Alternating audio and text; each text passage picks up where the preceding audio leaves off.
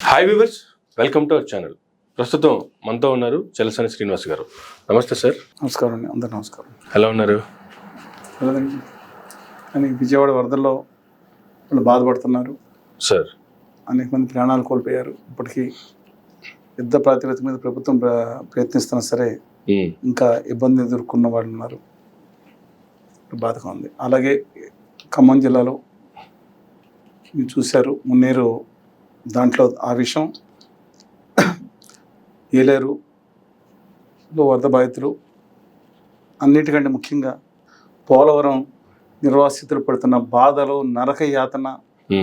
వరదలు వచ్చినప్పుడు ఒకసారి వరదలు వస్తే తీస్తాయేమో, ప్రతి నెలకి ఒక్కోసారి 2-3 సార్లు కొండలకి ఎన్ని పట్టుకెళ్ళి అక్కడ ఉండి మళ్ళీ కిందకు వచ్చి ఇళ్ళకు రావాల్సిన పరిస్థితులు. ప్రతిసారి ఎండిపోయి నెలకు 1-2 సార్లు కూడా మునిగే పరిస్థితులు సంవత్సరాలు జరుగుతుంటే ఆ బాధలు నాగరిక సమాజం చేసుకున్న మంచి చారల చొక్కా మీరు వేసుకున్నారు, తెల్ల చొక్కా నేను వేసుకున్నాను, నాగరిక సమాజం అనుకుంటున్నాం. మన గురించి కాదు మనం పట్టించుకుంటాం, కానీ మిగతా సమాజం మన సంబంధం లేదనుకుంటు చూసారు. అత్యంత బాధాకరంగా కనిపిస్తుంది.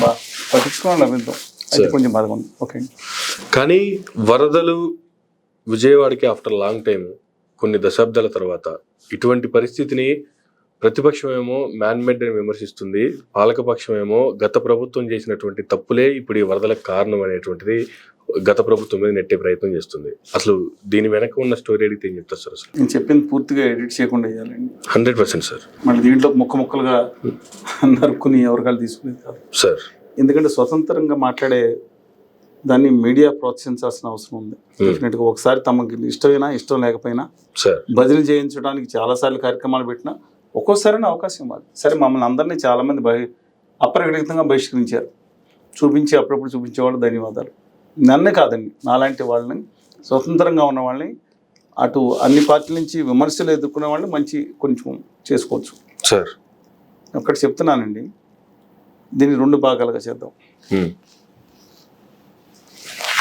మొట్టమొదటిగా వరదల విషయంలో చంద్రబాబు నాయుడు గారు అనే ముఖ్యమంత్రి పనిచేస్తున్న తీరు, ఆయన గారు నవీన్ పట్నాయక్ గారి the name for the best crisis మేనేజ్మెంట్లో వీళ్ళిద్దరికి పేరు ఉందండి.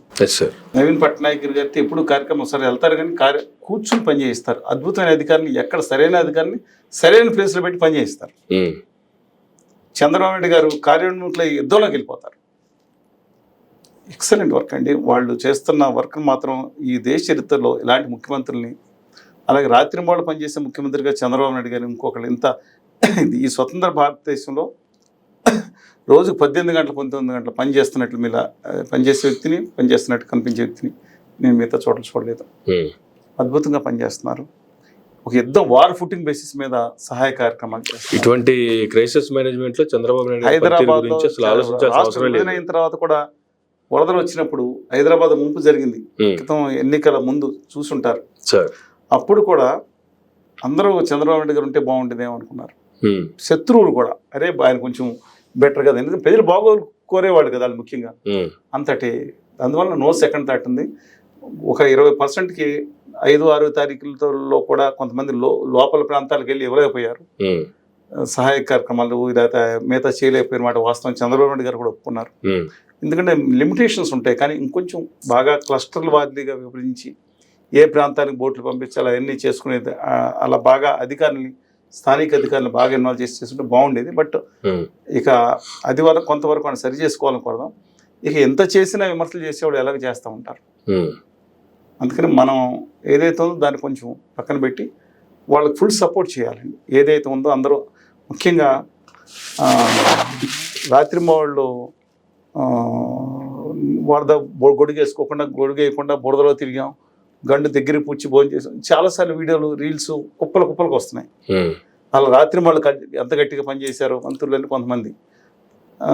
ఆ రీల్స్ మనకు చెప్పక్కర్లేదు, భజన పనులు ఇంకొక 500 రీల్స్ తయారు చేసి వదులుతున్నారు వాళ్ళకి. అందుకని వాళ్ళు ఎలాగో అభినందించే వాళ్ళు కుప్పలు వాళ్ళ సంగతి మనకెందుకండి. రోజు వీడియోలు చూస్తున్నాం కదా వాళ్ళు చేసేది.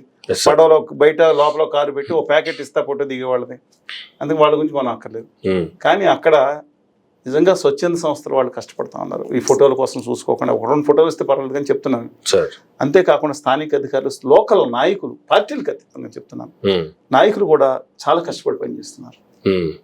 5% 10% చేయవచ్చు, కానీ వాళ్ళందరినీ కూడా మనస్ఫూర్తిగా అభినందిద్దాం. ఒకవేళ చాలా మంది విరాళం ఇచ్చేవాళ్ళు సొంతంగా వెళ్ళక్కర్లేదు కదండి. అలాగే ఎక్కువ తక్కువ అనేది కాదు, మేము అలాంటి వాళ్ళు అనుకోండి అక్కడ అన్నం పెట్టేవాళ్ళు వాళ్ళకి ఉత్తాపత్సాయి మేము మా వరకు నాకు ఇప్పుడు లోపలికి అన్నిళ్ళు బ్రాంకైటిస్ ఎలర్జీలు ఉన్న వాళ్ళకి చాలా ఈ ఉన్న వాళ్ళకి ఇబ్బంది జరుగుతుంది కాబట్టి అలాంటి వాళ్ళు వెళ్ళకపోయినా అలాంటి వాళ్ళు ఉడతాపత్తి సాయం చేస్తున్నాం, మిగతా వాళ్ళు భారీ సాయం చేస్తున్నారు, వాళ్ళందరికీ కూడా అభినందనలు. అక్కడ కలెక్టర్ గారు ఉన్నారు, ఏబుల్ అడ్మినిస్ట్రేటర్ అండి, సుజనా గారిని సచివ అడ్మినిస్ట్రేటర్, వారికి సరైనంగా ఇన్స్ట్రక్షన్స్ పయించి రాకపోతే మనం ఏం చేస్తాం, అందువల్ల గట్టిగా చేసేవాళ్ళు వాళ్ళందరినీ కూడా అభినందిద్దాం. కరకట్ల విషయంలో మాత్రం ఎక్సలెంట్ వర్క్ చేసింది గవర్నమెంట్. 11 లక్షల క్యూసిక్లు వస్తూ ఉంటే అసలు రాత్రి మొగళ్ళండి అక్కడ సత్యప్రసాద్ గారిని అనగానే సత్యప్రసాద్ గారు ఉన్నారు, రెవెన్యూ శాఖ మంత్రి పక్కన పెట్టిన మంచం వేసుకుని పడుకున్నట్టు అటు వర్షం పడుతుంది అక్కడ పనిచేశారు. చూశారు వాళ్ళు కానీ తెనాలి శ్రవణ్ కుమార్ గారు కానీ ప్రసాద్ గారు కానీ లేదా మనోహర్ గారు కానీ అలాగే అవనగడ్ల బుద్ధ ప్రసాద్ గారు సచ్ జెంటిల్మెన్ కాకపోయినా వాళ్ళ నాన్నగారు వారసత్వం అండి. 77 తుఫాన్లో పణంగా పెట్టి పనిచేశాడు మండల వెంకటకృష్ణరావు గారు, మంత్రిగా ఉన్నారు ఆ రోజు. అలాంటి వారసత్వం నుంచి వచ్చిన ఆయన కానీ మిగతా ప్రసాద్ గారు అది మన రాజా గారు కొంతమంది గట్టిగా పనిచేసిన మాట నో సెకండ్ థాట్ వాళ్ళు కరకట్టలు కనుక కాపాడక ఉండకపోతే, ఎందుకంటే ఎక్కువ నీటి వాలండి దక్షిణానికి ఉంటుంది, కృష్ణానది ఇలా వెళ్తున్నప్పుడు కిందకి దిగువ కట్టు ఉంటుంది, ఎక్కువ కండ్లు పెట్టేది రేపల్లి అటు సైడ్. ప్రళయం అంటే నేను ప్రళయాన్ని చెప్పైనా ఊళ్ళకు మునిగిపోయి చాలా ఇబ్బందికరమైన పరిణామాలు వచ్చాయి. వాళ్ళని మనం అభినందించాలి. వాళ్ళు ఎక్కువ మంది వాళ్ళే నేను చెప్పిన వాళ్ళు ఎవరు మీకు వీడియోలో కనపడరు, రీల్స్ ట్రోలింగ్ రాత్రి మూడు నెత్తి మీద బురద వేసుకున్నట్టు గొడుగు లేకుండా గొడుగులో సందులో గుంచి సైకిల్ రిక్షా తొక్కెళ్ళి అన్ని బాగు చేసినట్టు వాళ్ళు ఎవరు కనపడలేదు. అన్ని పార్టీలు మిగతా పార్టీల వాళ్ళు కూడా వాళ్ళ ఊరు రాకుండా ఆపుకోవడానికి ఎవరికాళ్ళు చూస్తారు కదండి. అంతేగా ఇదంతా చాలా అద్భుతంగా పనిచేశారండి. వీళ్ళందరినీ మనం అభినందించాలి ఫస్ట్ అది, ఎందుకంటే అది ఒక ఉత్సాహం ఇస్తుంది. డిఫరెంట్గా అభినందిద్దాం. ఇవన్నీ కూడా నిజంగా చెప్తున్నాను ఎక్సలెంట్ వర్క్ చేశారు. అది ఇవన్నీ ఒకటి చంద్రబాబు మీరు అడిగింది చెప్పారు. ఓకే, ఇవన్నీ ఒకటి 2 పార్టీలు అన్నారు. సరే, ఫస్ట్ పార్ట్ అయిపోయింది. What about second part? సెకండ్లో మామూలుగా రాజకీయాలు, బురద రాజకీయాలు. వాస్తవానికి ఏం జరిగిందో మనం తెలుసుకోవాలి. జగన్మోహన్ రెడ్డి గారు అధికారంలో ఇదే సెప్టెంబర్ 2019 అధికారంలో ఉండగా బోట్లు పడగొట్టి తెలుగుదేశం వాళ్ళు పడగొట్టేసి అక్కడ విధ్వంసం సృష్టిస్తారన్నారు. బోట్లు వదిలిపెట్టేశారు.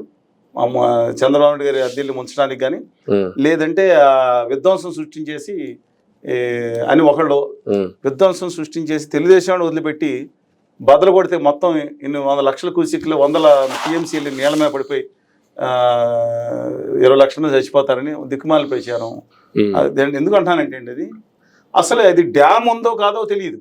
ఇది డ్యామ్ అంట, ప్రకాశం బ్యారేజ్కి డ్యామ్ లేని తెలియని వాళ్ళు అది కనుక అయితే అక్కడి నుంచి నీటి ఏదైతే అటు ఇటు డైవర్షన్ అవుతుందో ఈ డైవర్షన్ అయ్యేదానికి ఇబ్బంది అవుతుంది. నిజంగా ఏమైనా జరిగితే అది కాపాడుకోవాలి. ఎందుకంటే 1852లో కంప్లీట్ అయింది, 53లో 57 వరకు కొంత ఎక్స్టెండ్ అయింది అనుకోండి ఆర్మ్స్. సర్దార్ కాటన్ గారు కెప్టెన్ చార్లెస్ ఓర్ గారు అయితే ఆయన మెయిన్ అక్కడ చేసిన ఆయన. అది దాదాపు అంటే 100 సంవత్సరాలు పనిచేసి 1953 వరదలో సూపర్ ఇంజనీర్ కొట్టుకుపోయారండి అక్కడ కాపాడతా. Hats off to them. ఎక్కడున్నా ఎంత త్యాగం చేసేవాళ్ళారండి అధికారులు కూడా, అక్కడ సామాన్యులు కూడా. దాని మళ్ళీ ఆ రోజు టంగుటూరి ప్రకాశం పంతులు గారు ముఖ్యమంత్రి ఉండి అదేంటిది ఇక ఇది కొట్టుకుపోతే నీళ్లు డైవర్ట్ కెనాల్స్లో నీళ్లు వెళ్ళట్లేదు ఏదో నామినల్కి తప్ప. అందుకని దగ్గర కూర్చుని దానికి ఆమోదించి కష్టమైన సుఖమైన గవర్నమెంట్తో ఆ తర్వాత 2 ఏళ్ళకి అయింది అనుకోండి. అందుకని ప్రకాశం బ్యారేజ్ పెట్టుకున్నాం. అదే నీళ్లు 2 నెలలు ఎంత అని అడిగాను పెద్దానికి. ఎంత ఉంటుంది? 800 కాదండి, అది 3 టీఎంసీలు కూడా నిల్వ ఉంటుందో, పైగా సిల్ట్ వచ్చేసింది. అది ఎంత బేసిన్ గా ఉంటుంది, నీళ్ళు కనపడతాం ఏదో అది ఎంత అనేది అండి. అంటే టీఎంసీ అంటే ఎంత అండి? అక్కడ 1 సింగిల్ స్టోరేజ్ 12,500 క్యూసిక్లు వెళ్తా ఉంటే ఒక ప్రవాహానికి, అది అందులో 2 టీఎంసీ చెప్తున్నాను. అది బదలైపోతే ఊళ్ళని బదలైపోయి 20 లక్షల మంది చచ్చిపోతారు. ఆ లంకలకి డిఫరెంట్ గా 11 లక్షల క్యూసెక్ల వాటర్ వస్తే దిక్కులేదు, 11 లక్షలు కాదు చెప్తున్నాను అని చెప్పి ఆ రోజు తెలుగుదేశం పార్టీ మీద ఆరోపించడం దుర్మార్గం కాదండి. ఈ రోజు మళ్ళీ ఇవాళ పడి ఈ బోట్లు వదిలిపెట్టి మొత్తం 5 బోట్లు వచ్చింది. 3 బోట్లు వైకాపా రంగంలో, 2 బోట్లకి కనపట్లేదు. బోట్లు ఉన్నాయి కానీ ఎవరిదో తెలియదు. అది పెట్టి ఒకళ్ళేమో అందుకని ముంచేద్దామని చూశారు. 800 నిజంగా డ్యామేజ్ అయితే అందరికి కన్సర్న్. డ్యామేజ్ అయితే బోట్లకు సంబంధించి గౌరవ హోంమంత్రి వంగలపూడి అనిత గారు ఒక 1/2 అవర్ ప్రసంగం ఇచ్చారు కదా ప్రెస్ మీట్. నేను ఆవిడ చూడలేదండి. సరే, గవర్నర్ వారు మాట్లాడిన హోంమంత్రి గారు మాట్లాడతాం మిగతా విషయాలు.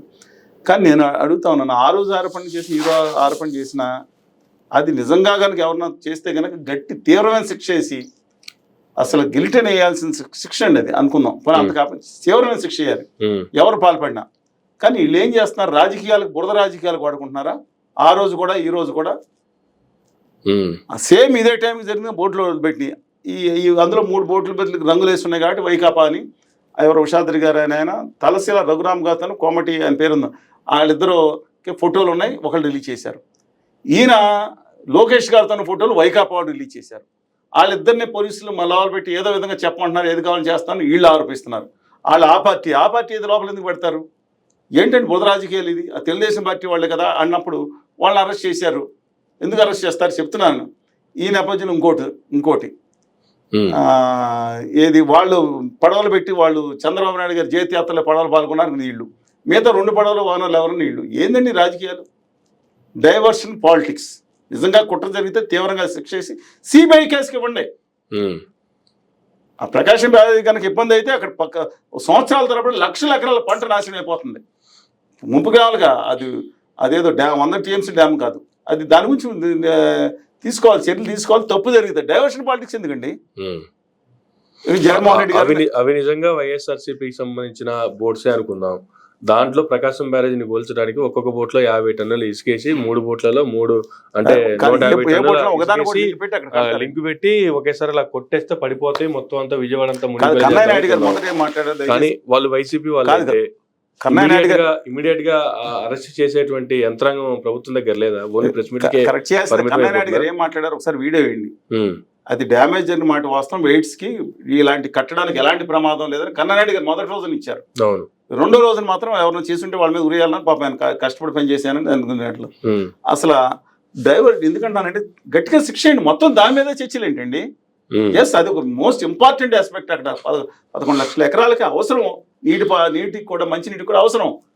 అసలు దాని మీద డైవర్షన్ వాళ్ళ పార్టీ వీళ్ళ పార్టీ. సిబిఐ ఏమనండి ఇక్కడ ఇది అయిపోతే ఇమీడియట్ గా అంతర్జాతీయ వాళ్ళని తీసుకొచ్చి పెట్టమనండి, తెలుస్తుంది కదా ఎవరేంటో అసలు ఇష్యూ. ఇందులోకి జగన్మోహన్ రెడ్డి గారు ఈయన రంగంలో దిగారు.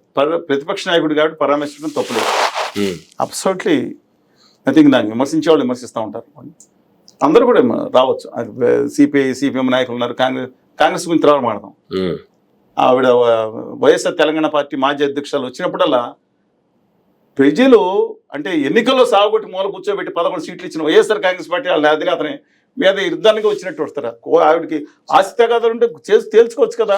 మధ్యలో ప్రజలను ఎందుకంటే ఇబ్బంది పడతారు? చీటీ మాటకు వచ్చినప్పుడల్లా ఆ ఉత్తర భారతీయ జనతా పార్టీ మీద ఏదో మాట్లాడతాం. తోలబాద కూడా ఈయన చేసిన కక్షాదం చర్యలకు ఏదో పక్కన కూర్చోబెట్టారు. వచ్చి రాగానే ఏ సమస్యనే తీసుకొచ్చి వాళ్ళ ప్రతి సమస్యలు ఆవిడ పెడుతున్నారు. సరే, ఆవిడ సంగతి పక్కన పెడతాం.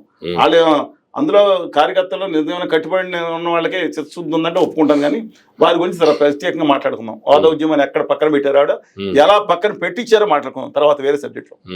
వామపక్షాలు మిగతా పార్టీలన్నీ పనిచేస్తున్నాయి కదండి. అలా వచ్చినప్పుడు మొత్తం ఇష్యూని అక్కడ నిరాశ్రయాల గురించి సరైన సహాయ కార్యక్రమాల గురించి ఇది మాట్లాడి ఇంకో విషయం కూడా మాట్లాడారు. 2 విషయాల గురించి 2 ఆరోపణలు చేశారు. వాడు సహాయ నిరాశ్రయాలుగా అయిన వాళ్ళు ముందే ఏర్పాట్లు చేయాలనేది డెఫినెట్గా అది వ్యాలిడ్ పాయింట్ 100% పక్కన. మిగతా 2 పాయింట్లలో చంద్రబాబు నాయుడు గారి ఇంటిని ముంచేయడానికి వెళ్ళగలేరు, గేట్లు ఎత్తేయారండి. ఏమన్నా బుర్ర పని చేసేవాళ్ళు ఎవరు అలా మాట్లాడరండి. దిక్కుమాల సలహాదారులు ఎవరో పని మాటలు చెప్పిన పిచ్చి మాటలు మాట్లాడినట్టు ఆయన. నాకు అర్థం కాదు. కృష్ణానదిలో 11 లక్షల క్యూసెక్లు వస్తుంది పైన, ఈ బుడమేరులో 20,000 30,000 క్యూసెక్లు వచ్చింది. ఇది పెరిగిపోయి దానికన్నా తక్కువ వైపు నీరు పళ్ళం కదా వెనక్కి వెళ్తుంది కదా. ఈ నీళ్ళు అక్కడికి వెళ్ళి ఆ గేట్లు ఎత్తితే కిందకి వెళ్తాయి. మీకు అర్థం ఉంచితే కృష్ణానదిలో ఇంకేం వస్తాయండి? 20,000 క్యూసెక్లు వచ్చి ముంచేస్తాయా? అయినా నేను అడుగుతాను, చంద్రబాబు నాయుడు గారు వెళ్ళి అంటే 1000 మంది పిల్లలు ఉంటున్న హాస్టల్ అది, లేదా అంతర్జాతీయ స్మారక కేంద్రాలు ఏమైనా ఉన్నాయా దాంట్లో? పెద్ద అది మునిగితే అంత అండి? నాకు అర్థం కాదు. మునగలేదని ఒక బ్యాచ్, అది మునిగిపోయిందని. దీన్ని ప్రూవ్ చేయడం కోసం ఒకప్పుడు డ్రోన్లు కూడా వేశారండి. ఏందండి కర్మ? అది మునిగిందని ఆయనే చెప్పారు కాదండి. ఇదంతా అవునండి ఎందుకంటే పైన సత్యానంద రాజు గారు, మంత్రి సత్యానంద రాజు గారిని ఆయన ఆశ్రమం పైన ఆ పైన ఉన్నది అదే మునిగిపోతే ఇది మునగకుండా ఉంటుందండి? ఉంటుందండి? మునిగిపోయింది. ఏమన్నా విషయం ఏం జరుగుద్దా? ఏమవుతుంది? అది మునగదని ఆఖరికి ఆయన చెప్పింది. అది ఒక బ్యాచ్ మాట్లాడలేదు, 2వ బ్యాచ్ మునిగిపోయింది. అయితే మునుగుద్దండి. అలా పెద్ద బ్రహ్మప్రార్థం అయిపోయినట్టు అదొక ప్రపంచ జాతీయ ఇష్యూ అన్నట్టు అదొక జాతీయ కట్టడం అన్నట్టు ఏంటంటే అది సరే అయిపోయింది. అది డైవర్షన్. ఆయన మాట్లాడతాం ఖచ్చితమైన పొరపాటు. రెండోది ఏం మాట్లాడారంటే ఇది అంటే పాక్షిక సత్యం సార్. ఒకటి సత్యం అండి, ముందే తరలించలేదు పునరావాస కేంద్రాల కానీ 100% సత్యం అండి. అది మాట్లాడదాం ఎలక్షన్. ఒకటి అర్థం లేని ఆరోపణ, ఇష్యూ డైవర్ట్ అయిపోయింది. మొత్తం అందరూ ఇష్యూ డైవర్ట్ చేశారు దీంట్లోకి. సరిగ్గా మాట్లాడకపోతే ఇష్యూ డైవర్ట్ అయిపోతాను కారణం. రెండోది పైన కృష్ణా నదిలో 5 లక్షల 6 లక్షల క్యూసెక్కులు పైనుంచి విడుదలవుతుందని ఆలమట్టి డ్యామ్ వాళ్ళు మిగతా వాళ్ళు కింద రాష్ట్రాలకి ఇన్ఫార్మ్ చేశారు, అధికారికంగా ఇన్ఫార్మ్ చేశారు. చేసినప్పుడు నాగార్జున సాగర్ శ్రీశైలంలో 200-300 టీఎంసీలు కింద వదిలిపెడితే మీకు నిండే కదా, 4 రోజులు వస్తుందని చేస్తే 2 రోజులు నిండిపోద్ది కదా, మీరు అలా అయితే కనుక ఇంత వరద వచ్చి ఉండేది కదా అని వ్యాలిడ్ పాయింట్. మీకు అర్థమైంది కదండి, వ్యాలిడ్ పాయింట్. కానీ దాంట్లో ఏంటంటే అక్కడి నుంచి వచ్చిన వరద కేవలం 5 లక్షల క్యూసెక్లు. నిజంగా 11 లక్షలతో 2 లక్షలు తగ్గేదండి, 2 రోజులు 2 లక్షలు తగ్గేది నిజం. కానీ విజయవాడ ముంచింది కృష్ణానది వరద కానీ కాదండి, మిగతాది బుడమేరు, అది వద్దాం టాపిక్ తర్వాత. కానీ నాగార్జున సాగర్ శ్రీశైలం నుంచి ఆఖరికి హాలియా మూసి తెలంగాణ నుంచి వచ్చి 2 కూడా పులిచింతల ముందు కలుపుకున్నా సరే 5,30,000 అంటే గంటకి తేడా ఉంటుంది కదా. ఒకసారి 5,30,000, 5 లక్షలు, 4,90,000 అంటే మీరు మ్యాప్ వేస్తే అర్థం అవుతుంది. నాగార్జున సాగర్ ఎక్కడ, శ్రీశైలం ఎక్కడ ఉంది. ఇప్పుడు నేను మాట్లాడినప్పుడు మ్యాప్ వేస్తే దయచేసి ఒక చూడండి, రేటర్ వేస్తే దాంట్లో చూడండి. అది ఆ మధ్య చిన్న భాగంలో 100 కిలోమీటర్ల భాగంలో 6 లక్షల క్యూసెక్లు వచ్చింది. ఇది ఎవరినో ఊహించడం. ఎందుకంటే కేంద్ర వాతావరణ శాఖ అంటే హై అలర్ట్ చేసింది, ఐఎమ్ నాట్ డినైయింగ్ దట్. కానీ ఇంతటి గేజింగ్స్ ఉన్నాయి మున్నేరులో. అలా ఆ పైన మునిగిపోయింది కదా. ఖమ్మం జిల్లాలో కూడా ఎంతటి ఉత్పాదన జరిగిందండి, ఎంత బాధాకరమైన సిచ్యుయేషన్ అండి. షబాష్ టు సుబాన్ అక్కడ ముందు మనం చెప్పుకోవాలి కాబట్టి చెప్తున్నానండి. అక్కడి నుంచి పైనుంచి వచ్చిన ఉత్తరాది రాష్ట్రాల నుంచి వచ్చిన అతను అక్కడ స్థానికుడు కాదు, ఆయన ప్రాణం తగ్గించి కాపాడి కొంచెం దివ్యాంగులు కూడా కొంతవరకు అలాంటి మెచ్చుకుందాం. సరే 6 లక్షల క్యూసెక్లు కింద వచ్చినప్పుడు ఎవరు ఊహిస్తారు చెప్పండి? కేంద్ర వాతావరణ శాఖ స్పష్టంగా చెప్పలేదు. పులచంద అంటే హై అలర్ట్ అండి. వాట్ ఈస్ హై అలర్ట్ అండి? ఇంతవరకు దేశ చరిత్రలో మన కృష్ణానది మధ్య భాగంలో 27 రోజు ఒక అలర్ట్ ఇచ్చారట, 28 రోజు ఒక అలర్ట్ ఇచ్చారట, 29కి ఇచ్చారట, 30కి ఇచ్చారట. ఫస్ట్ కి 31కి వెళ్ళండి, 31 నుంచి 1 వరకు వచ్చినాయి. సెకండ్ ఉదయం వరకు కూడా బాగానే ఉన్నాయి. సెకండ్ వరకు పులిచింతల తర్వాత 40 టీమ్స్ పులిచింతల తర్వాత ప్రకాశం బ్యారేజ్ మధ్యన 6 లక్షల క్యూసెక్లు వస్తాయని ఎక్కడ చెప్పండి నాకు. ఎలర్ట్స్ ఇచ్చారండి. ఇంతవరకు చరిత్రలో కృష్ణా నది చరిత్రలో మనకు తెలిసిన 200 సంవత్సరాలు 300 బ్రిటిష్ వాళ్ళు వచ్చిన కానీ చరిత్రలో ఈ మధ్య భాగంలో పులిచింతల దగ్గర నుంచి ప్రకాశం బ్యారేజ్ మధ్య వైకుంఠపురం మధ్యన ఎక్కడన్నా 6 లక్షల క్యూసెక్లు, ఇది ఎవరు చెప్పలేదు, చరిత్రలో రికార్డ్ అండి ఇది. అది రికార్డు కదా. 5 లక్షలు కాదు, 8 లక్షలు రిలీజ్ చేశారు, 10 లక్షలు రిలీజ్ 7 లక్షలు 8 లక్షలు నాగార్జున సాగర్ రిలీజ్ అయిన సందర్భాలు ఉన్నాయి. నేను కాదండి, ఈ మధ్యన 6 లక్షల క్యూసెక్లు ఎవరు ఇస్తారు? పై నుంచి వచ్చిన 5 లక్షలు కృష్ణా ముఖ్యంగా పులిచింతల నుంచి రిలీజ్ అయింది 5 లక్షలు చిల్లరా. ఆ తర్వాత 6 లక్షలు యాడ్ అయినాయి కదా, ఇది ఎవరు ఊహిస్తారు? కానీ ఒక విధంగా నిజంగా కనుక ముందే కనుక 2 లక్షలు తగ్గించుంటే కృష్ణానది వద్ద 11 లక్షలు కాకుండా కొంత తగ్గి ఉండేది. నీటి ప్రవాహం కూడా మరి కొంతవరకు వెళ్ళి ఉండేది, డిఫరెంట్ ఇష్యూ. అందుకని కొంత పాక్షిక సత్యం అని చెప్తున్నాను దీంట్లో. అందువల్ల దానివల్ల వరదలు వచ్చేసినాయి ఇది అని చెప్పడానికి వీల్లేదండి. ఇది అంటే టెక్నికల్గా నేను నాకున్న అవగాహన మేరకు నీటి ఇప్పుడు ఎవరు కొత్త నిపుణులు వచ్చారంట. మరి ఆంధ్ర తెలంగాణ ఇష్యూ జరిగినప్పుడు ఈ నీటి పారిన ఇప్పుడు ఎప్పుడు చూడలేదండి నేను. 2001 నుంచి జరుగుతుంది. విద్యాసాగర్ రావు గారు ఉండేవారు, భూమయ్య గారు ఉండేవారు, శ్యాంప్రసాద్ రెడ్డి గారు ఉండేవారు, అనేకం మంది తెలంగాణ నుంచి 20 మంది నీటి అనేక ఉన్నాయి. శ్రీకృష్ణ కమిటీ జస్ట్ మహిళా కమిటీ వచ్చినప్పుడు వీళ్ళు ఎవరు కనపడలా. ఇప్పుడు కనపడేవాళ్ళు ఉన్నారు. ఆ రోజు నాగేంద్రనాథ్ గారు, దశరథ రెడ్డి గారు ఉన్నారు. ఇప్పుడు నాగిరెడ్డి గారు వాళ్ళందరూ ఉండేవారు. I'm not denying that. Number of Peddireddy Shankar గారు, భావని ప్రసాద్ గారు వీళ్ళందరూ చాలా మంది ఉన్నారు. కానీ ఇప్పుడు కనపడే నీటిపారుదల ఇప్పుడు కొత్తగా వచ్చి రోజుకోసారి మాట్లాడుతున్నారు చూసారా, వీళ్ళు ఎవరు నాకు కనపడలేదు అప్పుడు.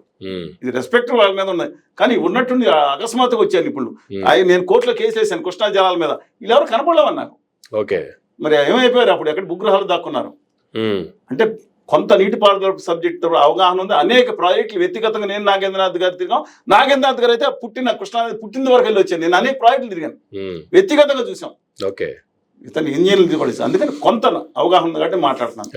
దాని మీద పుస్తకం కూడా దాని మీద నీటిపారుదల ఒక అనుబంధ పుస్తకం కూడా రాసాను. సరే, ఇప్పుడు అందుకని నా అభిప్రాయం ప్రకారం అది ఒక పాక్షిక కొంత జాగ్రత్త తీసుకుంటే బాగుండేది. ఇంతకుముందు జగన్ గారు కూడా తీసుకోలేదు, వేరే సంగతి. రోసే గారు తీసుకుంటే అది మునిగిపోయి ఉండేది కాదు. కర్నూలు ఈ మధ్యలో కొంతమంది బ్యాచ్ బయలుదేరి అమరావతి మీద విషయం చెప్పడం మొదలుపెట్టారు. అమరావతి అంటే ధర్మకోట అనేది ఈ 29 గ్రామాల అమరావతికి రాజధాని ప్రాంతానికి దాదాపు 15 కిలోమీటర్ల అవతల ఉంది. దాంట్లో నీళ్లు వస్తాయి, 3 లక్షలు 4 లక్షలు బుద్ధుడి విగ్రహం పక్కన వస్తుంది. ఇది అమరావతి మునిగిపోయిందని. ముఖ్యమైన అమరావతిలో సెక్రటరియట్ కానీ లేదా ఇప్పుడు అనేక 20 భవనాలు ఉన్నాయి, 20 సగం కట్టినాయి హైకోర్టు ఇవన్నీ మునిగినట్టు నీళ్లు కారినట్టు ఒక్కరు కూడా చెప్పారండి. ఎక్కడన్నా సరే అక్కడ మధ్య దారిలో నీళ్లు ఉంటాయి. ఎక్కడ వర్షం బాగా పడినప్పుడు 20-30 సెంటీమీటర్లు ఎక్కడన్నా నీళ్లు ఉంటాయి. ఆ పొలాలు ఇంకా మనం డెవలప్ చేయలేదు కాబట్టి ఆ పొలాల్లో అక్కడక్కడ నీళ్లు ఉన్నమాట వస్తాం. హైకోర్టుకు వెళ్లే దారి ఇటు మెయిన్ దారి ఏదైతే కరకట్ట ఉందో డెవలప్ చేయలేదండి. అది వేరే ఇంతకుముందు 10 సంవత్సరాల నుంచి ఎవరు అది రివర్స్ లూస్లో ఎక్కడైతే మన సత్యన్ రాజుకి రాసిన ముందు దాన్ని పోడ్చడానికి 1.5 day కావాలని రాసిన మాట కూడా వస్తాం అన్నట్టు. నేను హైకోర్టు కూడా ఆపమని రాసిన మాట వస్తాం, అది కొంత ఇబ్బంది జరిగిన మాట వస్తాం. బట్ బియాండ్ దట్ అమరావతి మునిగిపోయింది ఎందుకు ప్రచారం చేస్తున్నారు? కాదండి, వరదలు వస్తే చెన్నై ఎన్నిసార్లు మునిగిందండి, అలా అని కాదంటలేదు. అలా అయినా 11,43,000 క్యూసెక్కులు వచ్చినా కృష్ణానది ఆనుకున్న ప్రాంతం మునగలేదు కదా రాజధాని. అది క్లే సాయిల్ కదా, అయినా చెప్తే ఇబ్బంది కదా. బొంబాయి ఎన్నిసార్లు మునిగిందండి మాట్లాడితే? మీరు హైదరాబాద్ వెళ్ళి చూడండి, హైదరాబాద్ ఎన్నిసార్లు మునిగిందండి? 20 సెంటీమీటర్లు వర్షం పెడితే పడవలు అక్కల కార్లే పడవలో తేలుతున్నాయి కదా. ఢిల్లీ మునిగిందండి, న్యూయార్క్ మునగలేదా, దుబాయ్ మునగలేదా? మనం వరద ఏమంటారు ఎడారిలో వరదలేంటని మీరు ఇదే లేదా? అందువల్ల అది డెఫినెట్గా కొంత ఇబ్బంది జరుగుతుంది. కానీ అదే డైవర్షన్ పాలిటిక్స్ అండి. ఇది సమస్య వరదల మీద, దాని మీద డైవర్షన్ చేసి ఏం సాధిస్తారు పాల్గొండ.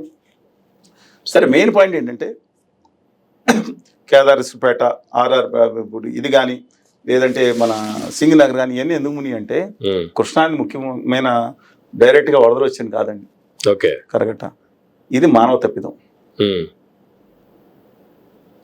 సింగనగర్ ఈ మొత్తం ఇప్పుడు విజయవాడ మెయిన్ మునిగిన దానికి కారణం మానవ తప్పిదమే ముఖ్యమైన కారణం. ఎట్లా? ప్రకృతి. ఎలాగంటే మీకు ఇప్పుడు దీనికి వర్తిస్తుంది. వరదలు వస్తాయి, భారీ ఇవన్నీ వస్తున్నాయని వాతావరణం చెప్తా ఉంది. ఇప్పటి వరకు వరదలు రావడం అనేది, పైనుంచి వర్షం రావడం అనేది ఇవాళ రాష్ట్ర ప్రభుత్వం చేస్తున్న ఎక్సలెంట్ చర్యలు కూడా అభినందిస్తాం 100% సార్. కానీ ఇక్కడ జరిగిన వరదలు ఎందుకు డైవర్ట్ చేస్తున్నారంటే కావాలని చెప్పి అదని ఇదని వైకాపా వాళ్ళు అటని బోట్లని ఇష్టం వచ్చినట్టు అసలైన ఈ దారుణమైన ఇలా జరిగిన విషయాన్ని కప్పిపెట్టడం. ఓకే, నేను ఇంతకుముందు క్లియర్ గా చెప్పాను, రాష్ట్ర ప్రభుత్వం ఎక్సలెంట్ గా వర్క్ చేస్తుందని వరుసగా చెప్పుకుంటూ వచ్చాను కదా. కానీ ఈ విషయాన్ని కూడా గమనంలోకి తీసుకోండి. 28, 29 వస్తుంది. ఇది బుడమేరు అనేది అసలు మెయిన్ ఏ కొండూరు ఆ కొండల పక్క నుంచి కొంత ఖమ్మం జిల్లాలోని చిన్న చిన్న బాయిల దగ్గర నుంచి మొదలై అక్కడి నుంచి ఆ తర్వాత జీ కొండూరు పక్క నుంచి అక్కడ ఒక అలుగులు ఉన్నాయండి. అలాగే హెచ్ ముత్యాలంపాటి దగ్గర కొలవటానికి ఒక కొలమానం ఉంది. అంటే ఈ వాగుల్లోను నదులను కొలవటానికి పేవ్ చేసి ఒక L degrees లో తీసుకుంటూ ఉంటారు. దాన్ని బట్టి వెలోసిటీ బట్టి 5 అడుగులు వస్తే ఎంత వెలోసిటీలో ఎంత వెళ్తాయని లెక్కలేస్తారు, ఎన్ని క్యూసెక్స్ ప్రవాహం వెళ్తుందని.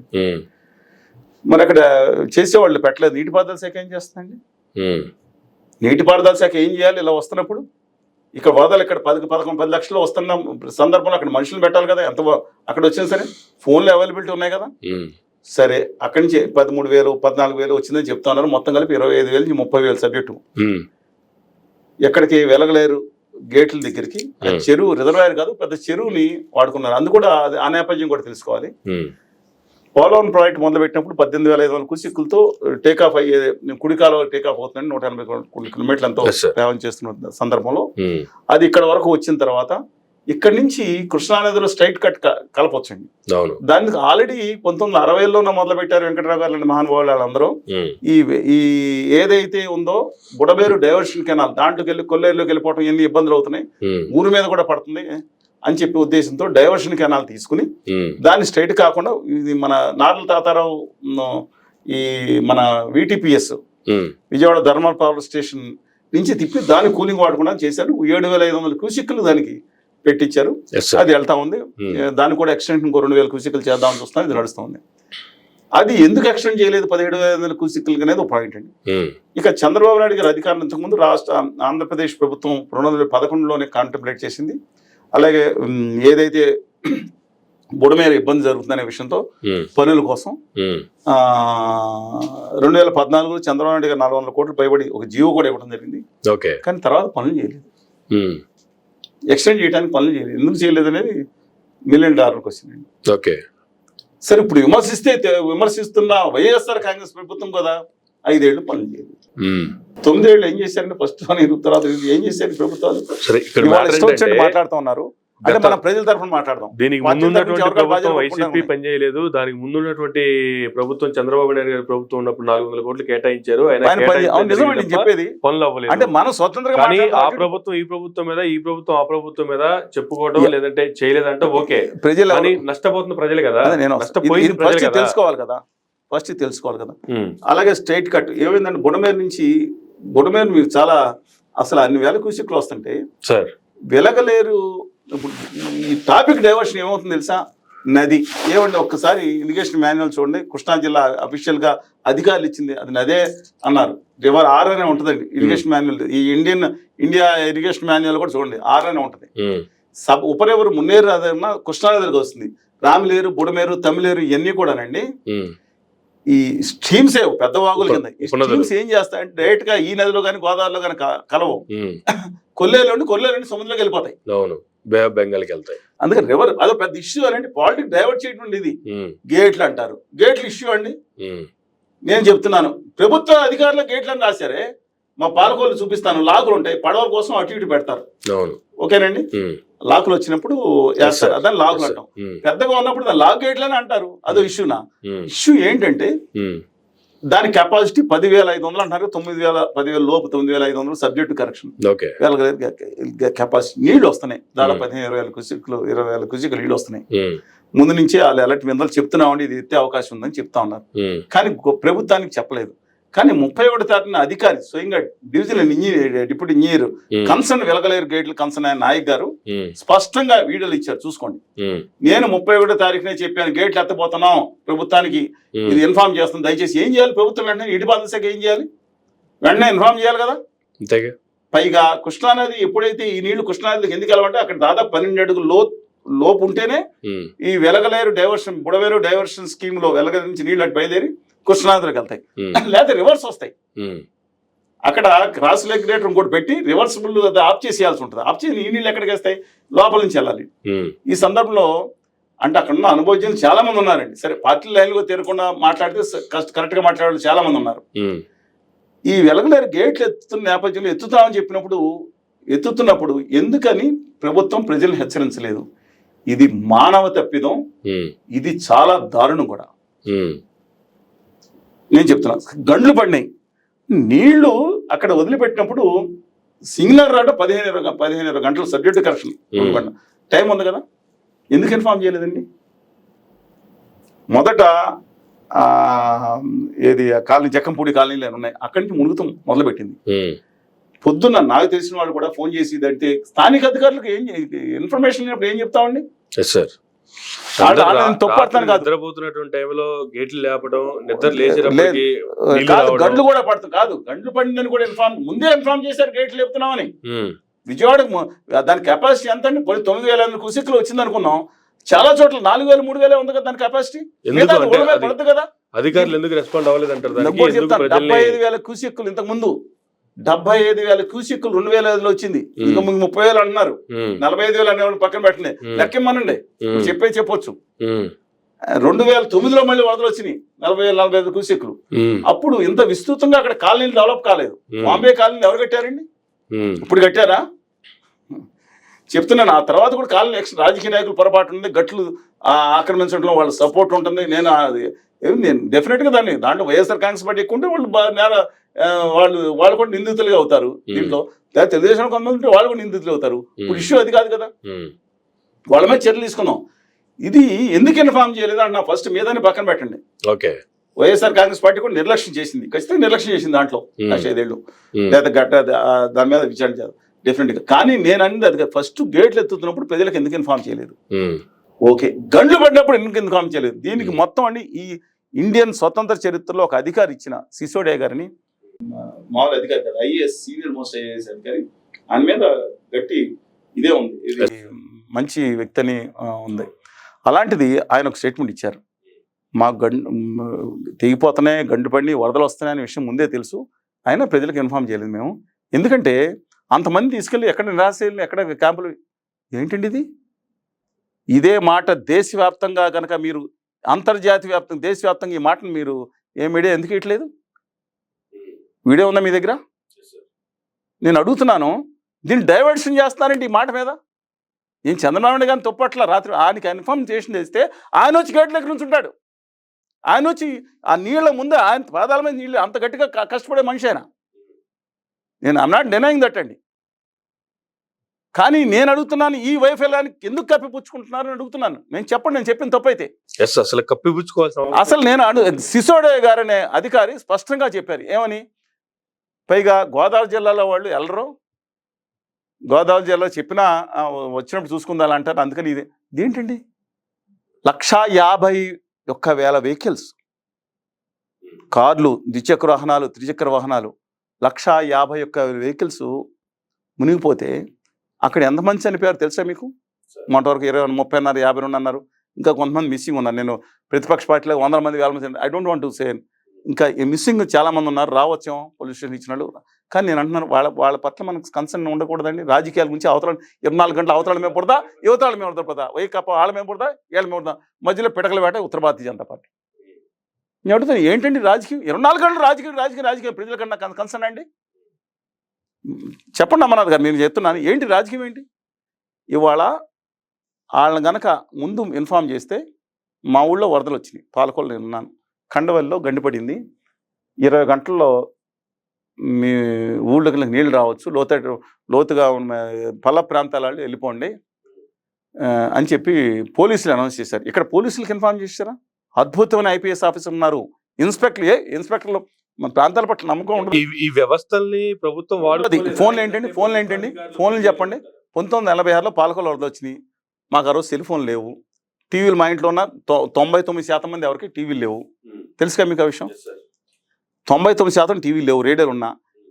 ఈ ఫోన్లు లేని సందర్భంలో పబ్లిక్ అడ్రసింగ్ సిస్టమ్ చేసుకోవాల్సింది. ఇవాళ ఎందుకంటే ఫోన్ పెట్టేస్తే మునుపులో వస్తున్నాయని బ్రహ్మాండమైన డిజాస్టర్ మేనేజ్మెంట్ వస్తుంది కదా. ఇవాళ అక్కడ చర్య తీసుకోవాల్సిన డిజాస్టర్ మేనేజ్మెంట్ ఎవరి చేతిలో ఉంది? అది హోంశాఖ. టెక్నాలజీ పెరిగిపోతున్న కొద్దీ పనిచేయడం తగ్గిపోతుందంటారా? చేతిలో డిజాస్టర్ మేనేజ్మెంట్ ఉంది సార్. నీటిపారుదల శాఖ మంత్రి అద్భుతంగా ఆయన నిమ్మల రామారెడ్డి గారు, మీరు పాలకొల్లు వర్క్ చూస్తే రాత్రి కూడా ప్రజలు ఉండే మనిషి ఆయన. ఆ తర్వాత వరదలో కూడా తర్వాత కూడా మీరు చూసారు, 100 చూస్తుంటారు. బురదలో చూసుకోకుండా రాత్రి వర్షంలో జగమండిగా పనిచేశాను, మామూలుగా పని చేయలేదండి. కానీ నేను ఏమన్నాను, బిఫోర్ దట్ ఏం జరిగింది అన్నా, prevention is better than cure. అంతేగా. మా ఎమ్మెల్యే గవర్నీలు డెఫినెట్ గా I'm having lot of respect also.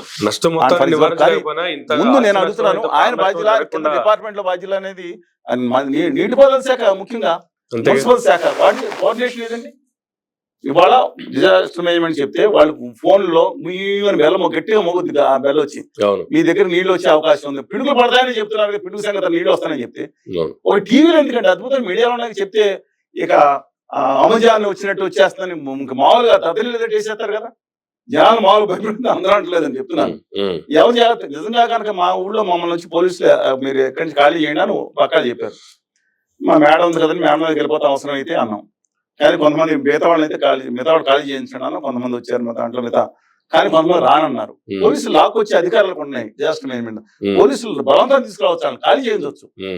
కానీ కొంతమంది వీడియో దాక్కుండా ఏం చేస్తారు, పోలీసులు అదే పని కాదు కదా. నిజంగా కనుక ఇన్ఫార్మ్ చేసి మీకు మునిగిపోయే అవకాశం ఉందని చెప్తే నిజంగా వాళ్ళ వెహికల్స్ దూరం పెట్టుకుంటారు. వృద్ధులు, గర్భిణీలు, చిన్నపిల్లలు, అనారోగ్యంతో ఉన్న వాళ్ళు వెళ్ళే వాళ్ళు కాపాడుకుంటారు కదా. వాళ్ళు కాపాడుకుని నేను ఇక్కడే పోతానంటే మనం ఏం చేస్తాం, లాక్ వస్తాం, తలుపు గడబెట్టుకుని ఏం చేస్తాం? కనీసం మానవ ప్రయత్నం చేయలేదండి ఇది. అలాంటి వాళ్ళు ఏం చేయలేమనేది పక్కన పెడితే, పొద్దున్న సింగనగర్ దగ్గర పొద్దున్న 5-6 గంటల తెల్లారేపాటికి నీళ్లు 1 ఇంచి పెరుగుతున్నాయి. ఏమన్నా ఇదేదో మామూలు నీళ్ళు కాదు, బురద నీళ్ళకి మామూలు నీళ్ళకి తేడా ఉంటుంది ఎవరన్నా. 100% ఇలా ఉంటున్నప్పుడు వాళ్ళకి చెప్పాల్సిన అవసరం ఉంది కదా. చెప్పాలి కదా. అసలు ఎన్ని గంటలకి యాక్షన్ మొదలు పెట్టారు? ఒక్కొక్కటి పెరుగుతున్న నేపథ్యంలో కృష్ణ అనేది మీకు చెప్పాను, excellent work did buy Anagani Satyaprasad గారు, శ్రవణ్ కుమార్ గారు, మనోహర్ గారు, బుద్ధప్రసాద్ గారు, ఎక్సలెంట్ వర్క్ అండి. ప్రసాద్ గారు మీద అన్నాడు, అసలు నో సెకండ్ దాటింది ఒప్పుకున్నాను. కానీ దాని మీద కాన్సన్ట్రేషన్ చేశారు, కాపాడారు. వాట్ ఎప్పుడు తీసి అంతే. విజయవాడలో వచ్చింది ఇది కదా, దీని మీద మాట్లాడితే రాజకీయాలు మొదలవుతున్నాయి. ఎందుకంటే కానీ స్థానిక ఇక్కడ నేను ఎందుకు చెప్తాను తెలుసా మీకు ఇప్పుడు ఇవాళ ఇది కూడా మనం చెప్పకపోతే రేపు ఇంకోసారి ఇలాగే జరుగుతుంది కదా. అంతే కదా. నిజం కాదు తెలుసమండి, నేను ఫైనల్ అథారిటీ కాదు, నిపుణులతో ఏ రాష్ట్ర ప్రభుత్వాలు కాదండి. ఇవాళ ఒక కమిటీ ఏమానండి, ఎన్విరాన్మెంటలిస్టులతో సహా రాజకీయ సంబంధం రిటైర్డ్ న్యాయమూర్తులు సహా ఒక జాతీయ మరి అంతర్జాతీయ తెలుగు వాళ్ళైతే ఒకరి మీద బయట నుంచి తెప్పి చేయమండి. ఏం తెలుసమండి, నేను బుడమేరు వరదల గురించి మాట్లాడుతున్నా, కృష్ణానది వరదల గురించి మరి చిన్న చిన్న లోపాలు ఎక్సలెంట్ గవర్నమెంట్ ఆఫ్ ఆంధ్రప్రదేశ్ దాంట్లో సెకండ్ స్టేట్స్ ఏది నిజమో నిజాన్ని మెచ్చుకో. నిజం అంటే మంచి చేస్తే మెచ్చుకుందాం, తప్పు చేస్తే నిర్మాణాత్మక ఇది చేస్తే బాగుంటుందని. ఇప్పుడు కొద్దిగా చెప్పకపోతే ఏం జరుగుతుందండి? ఇది కూడా మనం మాట్లాడుకోకపోతే స్థానిక ఎమ్మెల్యేలు ఎందుకు రాలేదు సార్, ఎందుకు కనిపించలేదు? ఒకసారి ఆయన సుజనా చౌదరి గారు వచ్చారు, ఇది దేవుడు కర్ణిస్తే తప్ప ఎవరేం చేయలేమని చెప్పి అధికారులు కూడా చేతులు ఎత్తించారు, దైవాధీనం అని చెప్పి వెళ్ళిపోయారు. నేను అందరూ అటు సైడ్ మంచి వర్క్ చేశారని చెప్పాను. స్థానిక శ్రవణ్ కుమార్ గారు స్థానిక ఎమ్మెల్యేనే కదా, రాజా గారు స్థానిక ఎమ్మెల్యే, అనగాని సత్యప్రసాద్ గారు మినిస్టర్ గట్ల మీద పడుకున్నారని, వర్షం పడుతుంటే కారులో కూర్చుని పనిచేశారండి రాత్రి వాళ్ళు. అది ఓకే, మనోహర్ గారు ఈ ఎమ్మెల్యే గురించి వారిని అడగాలి, నేనేం చెప్తానండి, నాకు పనిచేసిన వాళ్ళ గురించి చెప్తాను. ఇంకా చాలా మంది తెలియదు, చెప్పకపోవచ్చు కానీ పనిచేసిన వాళ్ళు ఉన్నారు, అధికారులు ఉన్నారు, స్థానిక అధికారులు చాలా మంది ఇన్ఫర్మేషన్ రాగానే వాళ్ళు కూడా నేల దొరుకుతుంది, వాళ్ళు అభినందించాలి. మనం రాత్రి వాళ్ళు పనిచేస్తున్నారు, నేను అభినందిద్దాం. కానీ సరే ఎమ్మెల్యే రాని వాళ్ళ గురించి నేనేం చెప్తాను, వచ్చి ఉంటారు, నేను రాను కనపడలేదు లేదా రిలీజ్ చేయడం వాళ్ళకి తెలియదు. అదే వచ్చారు, ఒకసారి కనిపించారు, ఇది దేవుడు కర్ణిస్తే తప్ప మనం ఏం చేయలేమన్నారు, వెళ్ళిపోయారు. అదే అంటే ఎలా అంటే అక్కడ తిరుదండి చిన్నజీయర్ గారని ఒక ఆయన ఉన్నారు, ఆయన వచ్చి వరదలు తగ్గిపోయిన తర్వాత చీరలు వేశారు. ఆ పని ఏదో నేను ఆయన తప్పట్టట్లేదు, ఆ పని ఏదో 11 లక్షల కూసి ఇక్కడ వచ్చే ముందు ఇస్తే తగ్గిపోద్ది కదా. నేను అడుగుతున్నాను, వచ్చేసి మళ్ళీ విమర్శలు, ఆయన రాజకీయ విమర్శలు మనం వాళ్ళ నమ్మకాన్ని నేను కాదంటలేదు, కానీ ఆ నమ్మకాన్ని గౌరవిద్దాం. నా నమ్మకం నా హిందూ మతాన్ని గౌరవిస్తాను, తగ్గితే తగ్గు ఏమో తెలియదు కదా. నేను నమ్మకపోవచ్చు, నమ్మకం ఉన్నదాన్ని మనం ఎందుకు కాదనాలి? అందువల్ల అదేదో ముందర చేయాలి కదా అన్న. మొత్తం 2 లక్షలు వచ్చిందా వేస్తే 2 లక్షల ప్రవాహం ఎప్పుడు వెళ్తా ఉంటే మనం మంచిగా. అంటే గతంలో నేనుంటే కరోనా వచ్చేదా తమ్ముడు అన్నట్టు చంద్రబాబు నాయుడు బాబు గారి గురించి వాళ్ళ విమర్శలు మనకు అనవసరం కానండి. నేను అనేది ఇది వాళ్ళ విషయం మీద మాట్లాడతాను, వ్యక్తిగత విమర్శలు చేయాల్సిన అవసరం లేదు ఎవరి మీద. కానీ వాళ్ళ అది ఇన్ఫార్మ్ చేయకుండా తర్వాత ప్రపంచం అంతా కలిసి వచ్చినట్టు నీటిపారుదల శాఖ వాళ్ళు మిగతా వాళ్ళు ఏంటండి వాళ్ళు బలి చేస్తారు. ఎవరిని బలి చేస్తారు? అద్భుతమైన వర్క్ చేసి అక్కడ ఎక్సలెంట్ ఆఫీసర్స్ ఉన్నారండి ఐఏఎస్లో. వాళ్ళకి ఇన్ఫర్మేషన్ ఇవ్వకుండా ముందు ఏం చేయగలుగుతారు వాళ్ళు? సిసోడయ్య గారు ఇంకొక ఆరోపణ వచ్చింది, పవన్ కళ్యాణ్ గారు రాలేదని. ఏం రావాలండి అంటే 24 గంటలు దాంట్లో బుద్ధ వేసుకుని పొద్దున్న సాయంత్రం ఆయన వస్తే ఒక డిప్యూటీ సీఎం కానీ ఎవరైనా వచ్చినప్పుడు మొత్తం క్యాడర్ అంతా అక్కడే ఉంది, లేకపోతే మిగతా అధికారులంతా వాళ్ళ చుట్టూ తిరుగుతూ ఉంటారు. కానీ ఆయన వెళ్ళి కనపడ్డారు కదా, అంటే విమర్శలు చేసేవాళ్ళు వాళ్ళ మీద ఎలాగని చేస్తున్నారు. ఏది ఇంత నీళ్ళల్లో జాకెట్ వేసుకుని తిరుగుతున్నారు, ఆ ఫోటోలు చేయడం కాదండి. ఆయన వస్తే డెఫినెట్గా ఇబ్బంది ఉంది. అంటే ఒక స్థైర్యం నింపడానికి చంద్రబాబు నాయుడు గారు వచ్చి చూశారు కదా సార్, ఆ స్థైర్యం నింపడానికి ఒక 2 సార్లు వస్తున్నాం అనేది తప్పు పట్టణం. ప్రతిపక్ష నాయకుడు వచ్చారు కదా, ఎందుకని స్థైర్యం నింపడానికి. అలాగే అధికారంలో ఉన్నారు కాబట్టి చంద్రబాబు నాయుడు గారు తప్పులేదు. కానీ కొంతమంది ఏమిస్తున్నారు, ఒక బుల్డోర్తో 3 బుల్డోర్లు వేసుకుని అక్కడే పెడితే అలాగా, పడవలు వెళ్తాం మొత్తం అంతా ప్రతిరోజు వెళ్తే అలాగని. కానీ ఒక విధంగా ఆ మొదటి రోజు ఆయన వెళ్ళినప్పుడు అధికారులను పరుగులు పెట్టించారు ఆయన. కానీ ఒకటే ఆయన రైల్వే కట్టలోకి వెళ్ళి ఈయన ప్రాణాన్ని ప్రమాదం, ఎందుకంటే ఆయన అవసరం లేదు. నేను చెప్పాను దేశంలో ఎక్సలెంట్ రాజకీయ నాయకుడు as per crisis management is concern. ఆయన ఆ రైలు వస్తుందో లేదో ఈ సెక్యూరిటీ సిబ్బంది ఏం చేస్తుందండి, ఓ పక్కన రైలు వస్తుంటే ఆ కట్ట మీద కింద ఏమో పేవుడు కాదు, కింద ఆ పక్కెళ్ళి నుంచుంటే పొరపాటు ఏదైనా ఎవడో బయటికి ఏదో ఇసిరాడు అనుకోండి, బయటికి రైల్లో ప్రయాణించేవాడు తగిలితే వాళ్ళ ప్రాణాలకు ప్రమాదం కదా. అయినా ఆ పని ముఖ్యమంత్రి గారు చేయాలండి. అక్కడ లైన్ మ్యానో లేకపోతే చిన్న ఇంజనీరో లేకపోతే సూపర్వైజర్లో ఎవరు తెలియదు కదండి. అడ్మినిస్ట్రేషన్ బెస్ట్ వ్యక్తిని సరైన అధికారిని సరైన ప్లేస్లో చేయటం కూడా అడ్మినిస్ట్రేషన్ ఇవాళ.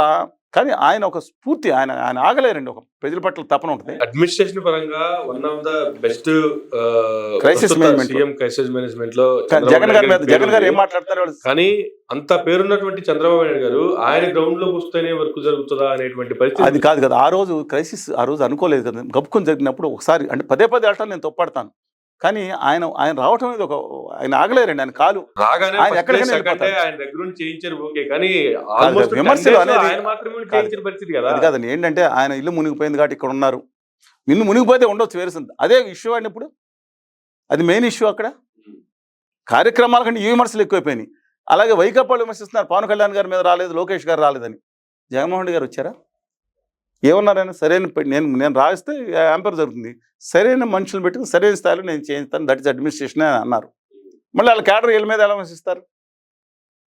నేను అడుగుతున్నానండి, ఈజ్ ఇట్ ఫెయిర్ అండి? సరే, coming back to the other points చూసుకుంటే మాత్రం ఇవాళ తక్షణ చర్యలు అయితే చేపట్టారు. కానీ నేను ఇప్పుడు ఈ తప్పు కనుక నేను మాట్లాడితే, ఇప్పుడు సిసోడియా గారు ఎవరు మాట్లాడితే ఎవరండి? ఆయన స్పెషల్ చీఫ్ సెక్రటరీ హోదాలో ప్రిన్సిపల్ సెక్రటరీ ఆఫ్ ఈ కన్సర్న్ రిహాబిలిటేషన్ చేయాల్సిన కన్సర్న్ డిపార్ట్మెంట్ ప్రభుత్వం మాట్లాడింది. మాకు తెలిసినా మేము తరలించలేదంటే 1,50,000 వెహికల్స్ అండి, ప్రాణాలు పోయినాయండి, మిగతా అందరూ పోయినాయండి. వాళ్ళు ఎల్లతో సస్తానాలను ఏం చేస్తాం మనం? లాక్కొస్తాం. చేయకపోతే పోలీసులకు ఇన్ఫార్మ్ చేయాలి. అద్భుతమైన పోలీసు వ్యవస్థ ఉంది, అధికారులు ఉన్నారు, స్థానిక నాయకులు ఉన్నారు, కార్పొరేటర్లు ఉన్నారు, కింద తెలుగుదేశం పార్టీ వాళ్ళు, జనసేన వాళ్ళు అందరూ రంగంలో దిగి రండయ్య బాబు తీసుకెళ్తామని 100 హాల్స్ ఉన్నాయి బెజవాడలో. ఆ చుట్టుపక్కల అక్కడ పెట్టొచ్చు కదా రిహాబిలిటేషన్, ఇక్కడ కాకపోయినా మెట్ట ప్రాంతాల్లో పెట్టొచ్చు కదా, ఆ పక్క వాళ్ళని తరలించవచ్చు కదా. కానీ ఇంతమందిని పెట్టడానికి ఎటువంటి హాల్స్ ఏమి లేవని చెప్పి అధికారులు చెప్తారు కదా. మళ్ళీ మీరు మరీ చెప్తారండి. అధికారులు చెప్పారు కదా సార్. నేను అధికారులు నేనేం చేయనండి. అధికారులు నేను అడుగు ప్రయత్నం చేయాలి. తప్పు చేశారు దాంట్లో. అక్కడ కాకపోతే పక్కన మంగళగిరి తీసుకెళ్ళండి, కాదండి, ఖాళీ చేస్తున్నాయి ఉన్నాయి కదా, హాస్టల్స్ ఉన్నాయి, కొన్ని ఖాళీ భవనాలు ఉన్నాయి, ఖాళీగా ఉన్న బిల్డింగ్లు పైన మనుషులు ఇస్తే కట్టిన అమరావతిలో కట్టిన బిల్డింగ్స్ ఇంకా ఉన్నాయి, వాడుకోవచ్చు. అంటే స్లాబ్లు అయితే వేస్తున్నాయండి, మిగతా సదుపాయాలకి టాయిలెట్స్ పెట్టచ్చు, ఇమీడియట్గా మొబైల్ టాయిలెట్స్ పెట్టచ్చు. అద్భుతంగా వేలాది మందిని 1,00,000 మందినైనా కనీసం రిహాబిలిటేషన్ చేయొచ్చు కదా, పునరావాస కేంద్రాలు తరలించాల్సి. అది చెప్పకపోవడం, ఇది డైవర్ట్ చేసే పాలిటిక్స్ చేస్తా ఉన్నారు. దీంట్లో ప్రతిపక్ష పార్టీ పాత్ర కూడా నిర్మాణాత్మకంగా విమర్శించాలి. ఆయన చంద్రబాబు నాయుడు గారి మీద కక్ష పెట్టుకున్నట్టు ఇల్లే ఉన్న ఇష్యూ అంటే నాకు అర్థం కాదు అసలు. మీరు చెప్పండి, నాకు ఆనెస్ట్గా చెప్పండి, అదేనా ఇష్యూవా? డైవర్ట్ అయిపోలేదు ఇష్యూ. అందువల్ల మనం ప్రతి చర్చకి ముగింపు కూడా ఉండాలి, విమర్శలు చేసి వెళ్ళిపోవడం కాదు. తక్షణ చర్యలని ఎక్సలెంట్గా చేశారు. నేను చెప్తాను, ఆ దాంట్లో లోపం జరిగింది. నేను అన్నాను వాతావరణ నిపుణుల్ని, ఆ గండ్లు పుడితేనంట, గండ్లు పుట్టి చేసామంటే గండ్లు పుడిచిన 3 రోజులు కూడా సీపేజ్ అవుతుంది. ఎవరు చేయాలని పనులు? నిజంగా అక్కడ ఉన్న అందరూ రాజకీయ నాయకులు, కార్యకర్తలు వాళ్ళ సహాయంగా ఉండండి. ఇంజనీర్లకి వాళ్ళకి వదిలిపెట్టండి. They know how to. ఇప్పుడు ఇంజనీర్స్ ఆ నీళ్లు సీపేజ్ కాకుండా నిపుణులకు వదిలిపెట్టండి. థైక్ మనీ మేమే ఉన్నామని 2 సోషల్ మీడియా టీములు తీసుకెళ్ళి 4 కెమెరాలు తీసుకెళ్ళి అది చేయడం తప్పండి. ముందర కాన్సన్ట్రేషన్ ఏది, మేమే పూర్తి చేసాం, ఆర్మీ కన్నా మేమే గొప్ప ఆర్మీ, ఓకే మేము. కానీ అసలు సిస్టమేటిక్ ప్రకారం చేయాలి కదా. యుద్ధ ప్రాతిపదిక మీద ఉన్న ఆర్మీ కూడా ఉంది, ఆర్మీ ఇంజనీర్లు ఉంటారు తెలుసా మీకు. కానీ సీఎం గా ఉన్నటువంటి చంద్రబాబు నాయుడు గారు కామెంట్ చేయడం ఎలా తెలుసు, ఆర్మీ కూడా చేతులు ఎత్తేసింది, మా వల్ల కాదండి. అటువంటి దాంట్లో కూడా టన్నుల ఇసుకలేసి పెద్ద రాళ్ళు తీసుకొచ్చి పెట్టించి దాన్ని మట్టితో పూడ్చి ఇటువంటి సహాయక చర్యలు పాల్గొంటే ఆర్మీ వాళ్ళు కూడా ఆశ్చర్యపోయారు. అటువంటి సహాయక చర్యలు రాష్ట్ర ప్రభుత్వం చేపట్టింది. నిజంగా అని చేసిన వాళ్ళని అభినందిస్తాం. కానీ ఆర్మీని మనం సిస్టమ్ ప్రకారం అంటే వార్ ఫుటింగ్ బేస్ వచ్చినప్పుడు ఆర్మీ కూడా అంతమంది రారు. ఇంజనీర్స్, అద్భుతమైన ఇంజనీర్స్ ఉన్నారు ప్రతి చోట. పార్టీలు, తెలుగుదేశం పార్టీలో కూడా అఫిలియేషన్ ఉండొచ్చండి కొంతమంది ఇంజనీర్స్, తొప్పడతాం వాళ్ళని, అయితే వైకాపండి ఎవరన్నా అద్భుతమైన ఇంజనీర్లు వాళ్ళని తీసుకుని అది గండు పూర్తి చేసి ఫోటోలు దిగి భోజనాలు దిగిన తర్వాత ఒక 50 వీడియోలు వచ్చినాయి. సంతోషం, ఎక్సలెంట్ వర్క్ ద డీట్. నేను కాదు. ఆ తర్వాత సీపేజ్ అవుతుంటే 3 రోజుల తర్వాత కూడా తుది దశకు చేరుకున్న గండు పూర్తి చేత అప్పుడే గండు పూర్తి చేయని పండుగ చేసుకున్నారు కదా. ఎవరిని మోసపుచ్చడానికి ఇది? Excellent work, otherwise they are doing అండి. నేను కాదంటలేదు. ఎందుకు ఇది diversion? Media with due respect to media మ్యాయింగ్ లాట్ ఆఫ్ రెస్పెక్ట్. విజయవాడలో అనేక ప్రాంతాలు మునిగిపోయినాయి. ఈ బుడమేరు కాలువ పరిసర ప్రాంతాలన్నీ ఆల్మోస్ట్ చాలా ప్రాంతాలు మునిగిపోయినటువంటి పరిస్థితి. అధికార పార్టీ కావచ్చు, ప్రతిపక్ష పార్టీలు కావచ్చు, కేవలం సింగనగర్కి మాత్రమే లేదండి. పాత ఆర్ఆర్పేట, రాజరాజపేట, పాయికాపురంలో కొన్ని ప్రాంతాలు, అలాగే మీకు చెప్పాను కదా జక్కంపూడి కాలనీ దగ్గర నుంచి ఆ వాంబే కాలనీ ప్రదేశాలు అందరూ కూడా లాస్ట్లో కొంతమంది 20%కి వెళ్ళలేదండి. అది జరగాల్సింది. ఎందుకంటే క్లస్టర్గా చేసుకుని ఎగ్జాక్ట్లీ తర్వాత ఐఏఎస్ అధికారులు పెట్టారు.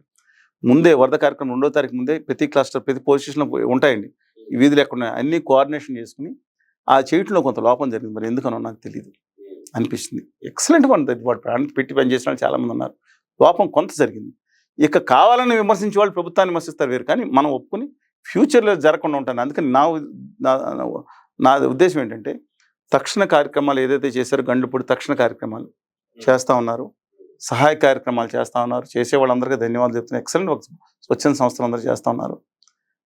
ప్రభుత్వం చేస్తూ ఉంది ప్రతి ఒక్కరికి. కానీ మధ్యకాలిక చర్యలు అంటే ఈ బండ్స్ని డెవలప్ చేయటం, అలాగే ఇక్కడ లోతుగా ఉన్న ప్రాంతాల్లో మీకు ఇవన్నీ పెట్టారు కదండి, ఏది కాలనీస్లు ఇల్లు ఇచ్చారు. ఇప్పుడు ఇళ్ళని మార్చలేం కదా మనం. దానికి బెటర్ డ్రైనేజీ వ్యవస్థ. ఇప్పుడు 500 కోట్లు విజయవాడ డ్రైనేజ్ వ్యవస్థ ఇచ్చినప్పుడు ఈ సింగనగర్లో ఎవరున్నారు తెలుసండి మీకు? ఏమండి, పొద్దున్న ఉదయం వరద వస్తున్నప్పుడు అంతస్తున్నారు పైకి వెళ్ళి ఉండొచ్చు. చాలా సింగిల్ కార్మికులు ఉన్నారండి, బిలో మధ్య తరగతి. ఇంకా కొంచెం ఇక్కడ ఎఫర్ట్ చేయలేకుండా అక్కడ 2-3 వేలకు అపార్ట్మెంట్లు కట్టుకుంటే ఎస్ఎఫ్టీకి అవ్వకుంటే అలా చేసి కొనుక్కున్నాళ్ళు ఇదే ఉన్నారు. ఎక్కువ మంది సింగిల్ ఉన్న ఇల్లు అండి, ఏమన్నా డబల్ వేసుకుండొచ్చు. నీళ్ళు వస్తుంటే మంచం మీదకి వచ్చి వెళ్ళిపోతాయి కదా, మంచం మీద ఎక్కడం, టేబుల్ మీదకి ఎక్కడం. ఇంకా బయటకి ఎక్కడికి వెళ్తే బయట 7 అడుగులు నీళ్ళు వచ్చేసి ఇంట్లోకి. చిన్న చిన్న వీధులు ఉంటాయండి చాలా దగ్గర. మీరు చూస్తే మీకు చాలా ఇబ్బందికరమైన పరిస్థితులు అండి. వాళ్ళకి ముందు చెప్పుంటే బయటకు వచ్చి ఉండేవాళ్ళు కదండి. నిజంగా తెలిసిన వాళ్ళు మనం అంటే మొన్న ముందు ఎందుకు మాట్లాడలేదంటే సహాయ చర్యలు చేయడం మనం ఎక్కువ విమర్శలు చేయకూడదు. ఎవ్రీబడి షుడ్ డైవర్ట్ ప్రజలను కార్యోన్ముఖులు చేయాల్సిన అవసరం. మన వంతు ప్రయత్నం, ఉడతా వంతు ప్రయత్నం. నేనైతే ఇంకోళ్ళు వచ్చారండి ఈ మధ్యన, మీరేం చేస్తున్నారు? ఇప్పుడు విజయవాడలోనే ఒక చిన్న సేవా కేంద్రం నడుపుతున్నాను. నిరంతరం 24 hours వాటర్, ప్రతిరోజు మజ్జిగ. ఇంతకుముందు వారానికి ప్రతి అన్నం పెట్టినప్పుడు వీకెండ్స్లో పెడతాం. ఒక కార్యక్రమం నేను చేసుకుంటానే వెళ్తున్నాను. అదే తిరుపతిలో వరదలు వచ్చినప్పుడు ఇల్లు వచ్చాం కదండి, అక్కడ వామపక్ష విద్యా సంస్థలతో కలిపి మిగతా చోట్ల వరదలు వచ్చినప్పుడు, ఊదుద్దు వచ్చినప్పుడు ఎన్ని వారాలు అక్కడ మేము గడిపాం. తుత్లీ తుఫాన్ వచ్చినప్పుడు ఎలాంగ్ విత్ ద స్టూడెంట్స్ అంటే మేము చేయాల్సిన కార్యక్రమాలు చేస్తా ఉన్నాం. ఆఖరికి మీకు తెలుసు, అటవీ ప్రాంతాల్లో దశాబ్దాల తడబడి మేము చేసే చిరు సహాయమే. కానీ ఒక్కటి చెప్తా ఉన్నాను, రాజకీయాల కంటే ముందు ఏమంటే మనం డైవర్ట్ అవుతున్నాం. తక్షణ చర్యలు తీసుకుని మధ్యకాలిక చర్యలు బండ్స్ పెంచాలి. ఇక్కడ లోతట్టు ఉన్న వాళ్ళకి బెటర్ డ్రైనేజ్ వ్యవస్థ చేయాలి. శాశ్వత పరిష్కారం ముఖ్యం. ఐ థింక్ చంద్రబాబు నాయుడు గారు with help of central government అంటే వాళ్ళు దుర్మార్గం. ఆదాని గారి పార్టీ వాళ్ళ నెత్తి మీద పెడుతుందండి, ఏదో సహాయం ఇచ్చింది. ఆదాని గారి పార్టీ ఇది ఎత్తుకుతూ ఉంది. నేను అనుకుంటున్నాను ఇవాళ ఖచ్చితంగా కొల్లేరు ముంపు, ఇవాళ ఏం జరిగింది, ఇప్పుడు కొల్లేరు ముంపు జరుగుతుంది మీకు తెలుసు కదా. తర్వాత ఏది పిఠాపురం, ఏలేరు, అలాగే మనం చెప్పుకున్నాం పోలవరం నిర్వాసితులు ఇవన్నీ జరుగుతూ ఉన్నాయి. మిగతా చోట్ల కూడా, ఖమ్మంలో కూడా. It's our patient. తెలుగు నాకు అంత కావాలి, తెలుగు జాతి అంతా కావాలి. ఎక్కడున్నా ఇబ్బంది పడుతున్న ప్రదేశాలతో ములుగు వరదలు వచ్చినప్పుడు కూడా మేము ప్రయత్నం. అలాగా దయచేసి దీన్ని గమనించమని చెప్పుకోరుతూ, దీర్ఘకాలిక చర్యలు తీసుకుంటే తప్ప దీనికి పరిష్కారం కాదు. ఇక్కడ కాదండి, మీరు రేపు పొద్దున అక్కడ చేయరు తెగిపోయినప్పుడు, ఇప్పుడు జగన్మోహన్ రెడ్డి గారు ఉండగా తెగిపోలేదా? అప్పుడు డిజాస్టర్ ముందు నీళ్లు వదిలిపెట్టాలని తెలియదా? గేట్ల సరిగ్గా పనిచేయ మొరాయించిన పరిస్థితులు. ఇది ఒక వ్యవస్థ కాదు, శ్రీశైలం మీద డౌట్స్ ఉన్నాయి మనకి. ఇప్పుడు ఆ కింద సజ్జిపూలు ఆ కింద వస్తుంది, దాంట్లో రిపేర్ చేయించాల్సిన అవసరం ఉంది. చుట్టూ గేట్లండి అంటారు, అవి ఎత్తాల్సిన కొన్ని చోట్ల దశాబ్దాల తరబడి ఎత్తలేదండి. అందువల్ల ఇవన్నీ గమనం తీసుకుని కాంప్రహెన్సివ్గా ఆంధ్రప్రదేశ్లో నీటిపారుదల మీద కేంద్ర ప్రభుత్వం లేదా ఇతర అంతర్జాతీయ నిపుణులు పెట్టి ఒక నివేదిక తయారు చేసి ముందస్తు చర్యలు తీసుకున్న శాశ్వత నివారణ చర్యలు. కొల్లేరులో భూ ఆక్రమణ జరిగింది, ఎన్ని సంవత్సరాలు జరిగిందండి? 1999 డిక్లేర్ చేసిన వైల్డ్ లైఫ్ దానికి ఎంత దుర్మార్గం జరిగిందండి? ఎవరండి ఇవాళ వరకు ఆపింది? ఎవరండి? 2006లో రాజశేఖర రెడ్డి గారు ఉండగా ఎన్ని వేల హెక్టార్లని విముక్తం చేశారండి కొల్లేరుకి. 2006 ఫిబ్రవరిలో మొదలుపెట్టి జూన్ వరకు తెలుసా మీకు? అంత ధైర్యం చేశారా? తర్వాత మళ్ళీ జగన్ గారు చేయలేదు, చంద్రబాబు నాయుడు గారు చేయలేదు, రోజు గారు పక్కన పడేశారు. చెప్తున్నానండి ఇవాళ కొల్లేరు శాశ్వతంగా, కొల్లేరు ముంపు గ్రామాలు, అక్కడ భూములు. ఇప్పుడు మనం ఇళ్ళ గురించి మన రైతులు చాలా మంది పోయారండి, చాలా ఇబ్బంది పడుతున్నారు. ఇవాళ రైతుల సమస్యలు కూడా మన సమస్యలు కాదా? రైతు కూలీల సమస్యలు కాదా? కార్మికుల సమస్యలు కాదా? కానీ భావోద్వేగాలు రచుకుంటారు. ఉంటే ఈ పార్టీ ఉంటే ఆ పార్టీ ఉంటే ఏదో సైడ్ మాట్లాడాలంటే ఎందుకని మాట్లాడాలి మనం? కానీ నష్టపోయిన కుటుంబాలకు కావచ్చు, లేదంటే రైతులకు కావచ్చు, నష్టపరిహారంగా 10,000 రూపాయలు ఇస్తుంది ప్రభుత్వం అని చెప్పి 10,000 రూపాయలు కాకుండా వాళ్ళకి రైతులకి ఎకరానికి ఏదైతే వాళ్ళో వర్కౌట్ అవుతుంది కేంద్ర ప్రభుత్వం. ఇంకా ఆదాని గారి పార్టీ ఉత్తర భారతీయ జనతా పార్టీ పక్కన పెడతాను, వాళ్ళకి నెలకు కావాల్సిన సరుకులు ప్రభుత్వం ఇస్తూ ఉంది. ఇంకా అదనంగా కూడా చంద్రబాబు నాయుడు గారు, నేను మీరు నోట్ సెకండ్ దాకా 100 లారీలు బారు తిన్నాయండి అక్కడ. నెలకు సరిపడా కాకుండా ఇంకెక్కువ కూడా ఇవ్వడానికి ఆయన ముందుకు వస్తారు, చేస్తున్నారు, అందరూ చేస్తున్నారు వాళ్ళు. అదే నేను మాట్లాడేది ఏంటంటే శాశ్వత నివారణ చర్యలు చేయాలంటే కొల్లేరులో ముంపు ఏదైతే ఉందో లేదా ఆక్రమణ తొలగించాలి. ఉప్పుడేరు స్ట్రైట్ కట్ పెట్టారు, దానివల్ల ఒక్కోసారి వెనక్కి వచ్చే పరిస్థితి ఉంది. దీన్ని అక్కడ కాంటూర్ చాలా తక్కువ ఉంటుంది, 5th 3rd కాంటూర్ అని తెలుసు. మీకు తెలుసుకునే 513 కాంటూర్స్ ఇష్యూస్ దాన్ని పరిగణలో తీసుకుని అక్కడ సామాన్యులకు ఇబ్బంది లేకుండా తక్షణమే కొల్లేరు ముంపు వల్ల వస్తున్న ఇబ్బందులు తొలగించండి, ఆక్రమణలు తొలగించాలి. పెద్ద పెద్ద తిమింగలాలు ఉన్నాయి, ఇంకా చేపలుగా తిమింగలాలు మింగేస్తాయి. అందువలన సామాన్యుల గురించి రక్షిద్దాం, దాన్ని కాపాడి దానికి ఇది కూడా బుడమేరుని స్ట్రైట్ కట్ చేసి ఏదైతే ఉందో దీని కాలువ కొంచెం ఇది పెంచి డైవర్షన్ కెనాల్ది పోలవరంకి అవసరం అండి, కొంచెం పెంచి ఆ పాతది ఏదైతే 2014-15లో లేకపోతే కంటెంప్లేట్ చేశారో దాన్ని కంప్లీట్ చేయించి చంద్రబాబు నాయుడు గారు విల్ డూ దట్. ఇది ఇమీడియట్గా శాశ్వత నివారణ చర్యలు చేపట్టాలి. ఇవాళ డ్యామేజ్ అయింది విజయవాడ సామాన్య ప్రజలు వాళ్ళందరి పక్కన మనం ఉంటాం, కానీ డ్యామేజ్ అయింది విజయవాడ ఇమేజ్ డ్యామేజ్ అయింది. అది ఒక డెస్టినేషన్గా అనుకున్న నేపథ్యంలో ఆ డ్యామేజ్ అయింది. ఆ బ్రాండ్ ఇమేజ్ డ్యామేజ్ని మళ్ళీ రిపేర్ చేయించడానికి కొంచెం అద్భుతమైన నగరంగా మనం స్మార్ట్ సిటీస్ కేంద్ర ప్రభుత్వం డెఫినెట్గా దాంట్లో మనం కొన్ని సిటీస్, అనంతపురం ఎన్నాళ్ళ నుంచి ఎలా ఉండిపోయింది అనంతపురం సిటీ, కానీ విజయవాడ క్యాపిటల్ సిటీ ఏరియా కాదు కదా, సిఆర్డిఏలో ఉండొచ్చు, కానీ దీన్ని కూడా ఆ ప్రాంతాన్ని ఇంకా అనేక చోట్ల మా పాలకొల్లు లాంటి ఉన్నాయండి ప్రాంతాలు. శ్రీకాకుళం అనే ఇది 2 నదుల మధ్యలో ఉంటారు, 2 నదులు శ్రీకాకుళం ప్రవహిస్తాయి, నాగావళి ఇస్తారా, ఇంకెక్కడ చాలా తక్కువ జరుగుతుంది. పెద్ద పెద్ద నదులు 2 ఒక విధంగా పెద్ద నదులు ప్రవహిస్తాయి, అలాంటి చోట్ల జరిగే ఇబ్బందులు ఇవన్నీ పరిగణించాలి. ఇంకోటి కూడా చెప్తున్నాను, అంతిమంగా మనం let stop positive, everything positive. Krishnalanka అనే ఏరియా ఉంది, ఎప్పుడన్నా మా చిన్నప్పటి నుంచి మీ చిన్నప్పటి నుంచి కూడా చూసుకుంటారు, కృష్ణనదిలో 4 లక్షల క్యూసెక్లు వస్తే కృష్ణలంక బాధితులు అని చెప్పి అందరం. ఇవాళ అది కూడా 2010-11లో కాంటెంప్లేట్ చేశారండి, కిరణ్ కుమార్ రెడ్డి గారు కాంటెంప్లేట్ చేశారు. అది చంద్రబాబు గారు 2014లో ఉండగా దాన్ని మొదలుపెట్టి స్టేజ్ 1, 2, 3 అండి, అంటే కృష్ణానదిలో వచ్చే నీళ్లు ఊళ్ళోకి రాకుండా కాలనీలోకి వెళ్లకుండా అది ఏదైతే ఉందో చంద్రబాబు గారు మొదలు పెట్టారు. దాదాపు 40-50 సబ్జెక్ట్ కరెక్షన్, మళ్ళీ ఎందుకంటే అటు ఇటు జరగవచ్చు, 40% అంటే 50% అని కంప్లీట్ చేశారు కొంతవరకు. కానీ మిగతా స్టేజ్ని జగన్మోహన్ రెడ్డి గారు కంప్లీట్ చేశారు. ఇప్పుడు సగం కంప్లీట్ చేస్తే నీళ్లు ఇంకో సైడ్ నుంచి వచ్చేస్తాయండి, కానీ మిగతాది కంప్లీట్ చేశారు. ఇవాళ కృష్ణలంకలో కూడా అంటే ఎక్కువ వర్షం వల్ల కొన్ని చోట్ల వెనక్కి తిరిగి బ్యాక్ సైడ్ నుంచి కొంత మాట వచ్చింది మాట వస్తాం, కానీ మిగతా చోట్ల ఎక్సలెంట్గా అంటే బాధలు పడ్డా. ఇలా దీనికి ఎవరికి అభినందన తెలిపాలి? ఆ రోజు చంద్రబాబు నాయుడు గారికి, తర్వాత జగన్మోహన్ రెడ్డి, ఇద్దరికి ఒకరికొకరు అభినందన తెలుపుకోవాల్సిన మంచిదాన్ని కూడా దిక్కుమాల రాజకీయాలు పెట్టారు. ఇప్పుడు స్టేజ్ 3 కంప్లీట్ చేయాలి, మీకు అర్థమైంది కదండి. నేను అభినందిస్తున్నాను ఇద్దరిని మనస్ఫూర్తిగా, ఆ రోజు చంద్రబాబు నాయుడు గారిని, దాన్ని కంప్లీట్ చేసిన జగన్మోహన్ రెడ్డి గారిని. ఇది ఒక పాజిటివ్ ఆస్పెక్ట్. రాజకీయ నాయకులు ఒకళ్ళు అభినందించడం మానేసి, అయ్యా నువ్వు సగం మొదలుపెట్టి నేను పూర్తి చేసిన అభినందించుకోవాలి. అది దీంట్లో నేను అంటున్నాను, పాజిటివ్గా తీసుకోండి.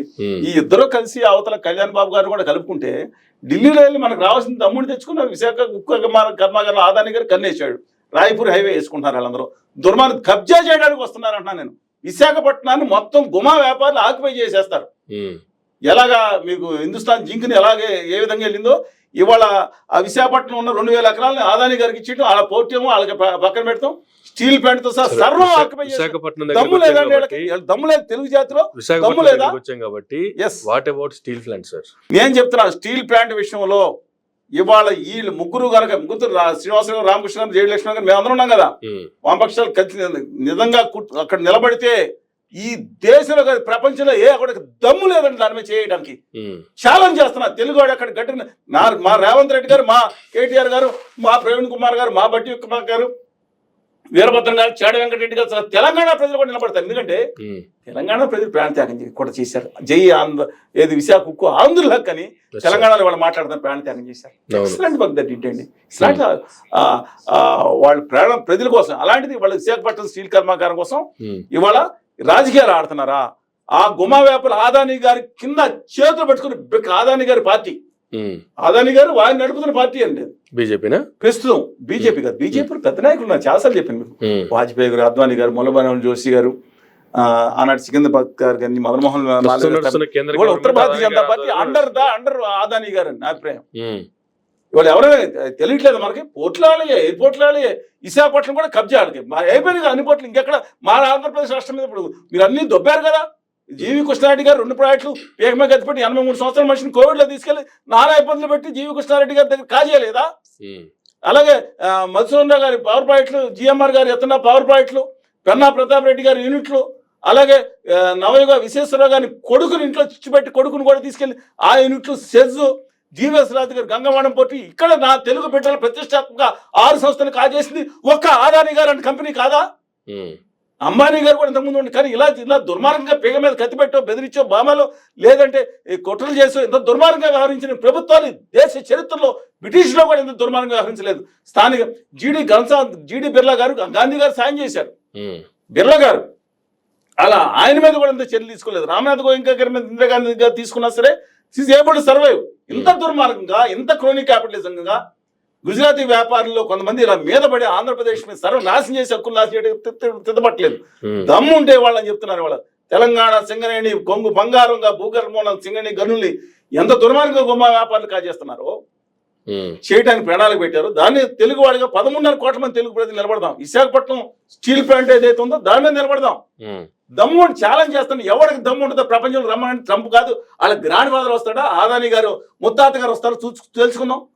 మళ్ళా శక్తి లేకనే కదా ఇదే విజయవాడ గొడవ ఒకళ్ళ మీద ఒకళ్ళు. ఇదేనా ముఖ్యం? ఇవాళ దమ్ముండి తెలుగు జాతి నిలబడమండి. నేను చెప్తున్నా ఇక్కడ ఈ తెలంగాణ గానీ ఆంధ్ర గానీ దమ్ము ఎవరన్నా సరే 13.5 కోట్ల తెలుగు జాతి నిలబడితే మనం ఛాలెంజ్ చేస్తాం. దేశంలోనే కాదు ప్రపంచంలోనే గొప్పగా అభివృద్ధి చెందుతాం. అది ముఖ్యమండి. ఒక పక్క ఈ రాజకీయాలు ఇలా ఈ వరద రాజకీయాలు బురద రాజకీయాలు ఇవన్నీ కాసేపు పక్కన పెడితే రీసెంట్ గా కాంగ్రెస్ పార్టీ అధినేత రాహుల్ గాంధీ గారు అమెరికా పర్యటనలో ఆయన కొన్ని కామెంట్లు చేశారు ఈవీఎంలకు సంబంధించి. రాజ్యాంగబద్ధంగా ఎన్నికలు జరిగి ఉంటే బీజేపీ ఇప్పుడు అధికారంలో ఉండేది కాదు, రాజ్యాంగబద్ధంగా ఎన్నికలు జరగలేదు. ఎట్లా చూడాలి సరే కమెంట్స్ దీంట్లో అండి? నేను భావిస్తాను కొంత ఈవీఎం మాయలు ఏదైనా కొంత ఉండొచ్చు కానీ ఎన్నికలు అనేది నేను రాజ్యాంగబద్ధంగానే ఎన్నికలు చాలా వరకు జరిగినాయనే భావిస్తున్నాను.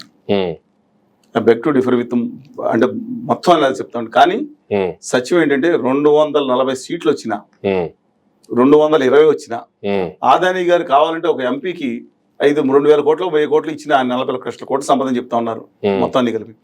వీళ్ళు ఎత్తుకుపోతారు కదండి. అప్పుడు ఎన్నికల్లో ఇవాళ క్రోనిక్ క్యాపిటలిజంతో ఇవాళ చేతిలో పెట్టుకున్న ఈ దేశాన్ని చేతిలో పెట్టుకున్న గుమా వ్యాపారులకి ఈ గుమా వ్యాపారుల వల్ల ప్రమాదం. అంటే రాహుల్ గాంధీ గారు చెప్పిన దాంట్లో కొంత విభేదిస్తూ మిగతా ఎలాగైనా వాళ్ళ అధికారంలో వచ్చి వ్యవస్థను బాగు చేద్దాం, ముందర వాళ్ళు చేసే దుర్మార్గాన్ని గుమా వ్యాపారులు దేశాన్ని కబ్జాలో పెట్టిన దాన్ని మనం ఎదుర్కొంటే అప్పుడు ఉపయోగం జరుగుతుందని భావిస్తున్నాను. తర్వాత ఇంకోటి కూడా ఆయన మీద విమర్శిస్తున్నారు, విదేశంలో మాడకూడదని. ఎక్కడైతే మాట్లాడటానికి నాకు నీవు నేర్పిన విద్యను నిర్లక్ష్యాన్ని కాదు కానీ దెయ్యాలు వేదాలు వదిలిస్తున్నాయంట. ఈ దేశ చరిత్రలో ఏ ప్రధానమంత్రి అన్నా అమెరికా ఎలక్షన్ వెళ్ళి క్యాంపెయిన్ చేసి వచ్చాడా? గౌరవ్ మోదీజీ గారు అక్కడికి వెళ్ళి ఔరేక్ బార్ ట్రంప్. ఏం అన్యాయం అండి, 50 లక్షల మంది ఉన్నారు. పొరపాటున బిడెన్ గారు కమలాస్ గారు నెగితే అలాగని అభిప్రాయం కూడా లేకుండా తన కోసం తమ అదాని కోసం ఎవరి కోసం డిఫరెంట్ ఇష్యూ వెళ్ళి అది కూడా కాకుండా ఇక్కడ కోవిడ్ వచ్చేస్తున్నాయి బాబు జనవరి నుంచి జాగ్రత్తగా తీసుకుని ఎవరు రానివద్దంటే మొత్తం ట్రంప్ గారిని లక్షల మందితో పెరేడ్ చేయించి అసలు ట్రంప్ గారికి ఇండియన్స్ ఉన్నారని చెప్పి ఇలాంటి ఒక ఘోరమే అండి, తప్పు కదా. అలా అమెరికా అధ్యక్షుడు వచ్చి ఇండియాలో ప్రచారం చేస్తాడా మీరు ఎన్నుకోండి అని చెప్పి, లేదా సౌదీ అరేబియా కింగ్ వచ్చి ఇండియన్ ముస్లిం లీగ్ గెలిపించడం ఈయన ప్రధానమంత్రి అయితే బాగుంటుందని చెప్తారా? ఏందండి ఇది? ఏంది ఇది? ఆయన మాట్లాడుతాను విదేశాల్లో మాట్లాడకూడదు. ఇవాళ ఆయన మాట్లాడిన పాయింట్లు తీసుకున్నాం. ఒక పాయింట్, పాకిస్తాన్ అనే దిక్కుమాలిన రోగ్ స్టేట్. నా ఉద్దేశం ప్రకారం దిక్కుమాలిన అది కంట్రీగా ప్రభుత్వాలు దాన్ని తీర్చిదిద్దే మన టెర్రరిస్ట్ యాక్టివిటీస్ని ఖండించారు. అది కనపట్లేదంట ఉత్తర భారతీయ జనతా పార్టీకి. అది కనపట్లేదండి. చూడండి ఎంత సెలెక్టివ్గా ఆయన గట్టిగా మాట్లాడాడు. పాకిస్తాన్ కూడా దాని మీద స్పందించారు, అది కూడా జరిగింది. అది జరిగింది. కానీ తర్వాత జరిగింది ఏంటి చెప్పండి నాకు సార్. చైనా అనే దేశం ఆ ప్రభుత్వం అనేది ఒక దుర్మార్గమైన ప్రభుత్వం అండి. అక్కడ ఉంది మన దేశం మీద కక్ష సాధింపు చర్యలు పెట్టింది, ఒక నీచమైన కుట్రలు చేస్తుంటే సన్నాసి ప్రభుత్వాల చైనాలు ఉన్నాయి. వాళ్ళు మన దేశంలో 4,000 చదరపు కిలోమీటర్లు అంటే మా పశ్చిమ గోదావరి జిల్లా అంతా భూభాగాన్ని గత 10 సంవత్సరాల నుంచి మోడీ గారు వచ్చిన తర్వాత ఆక్యుపై చేశారా లేదా అనే మాట మాట్లాడుతుంటే మీడియాలు కూడా 1-2 రాసేయండి. రాహుల్ గాంధీ గారు మాట్లాడినాడు చైనా విషయం మాట్లాడిన దాంట్లో చైనా అనేది ప్రభుత్వం అనేది దిక్కుమాలిన సన్నాసి మన ఇండియా మీద కుట్ర చేసే ఒక చెత్త కుట్రదారి ప్రభుత్వం. ఆయన మాట్లాడింది ఏంటండి?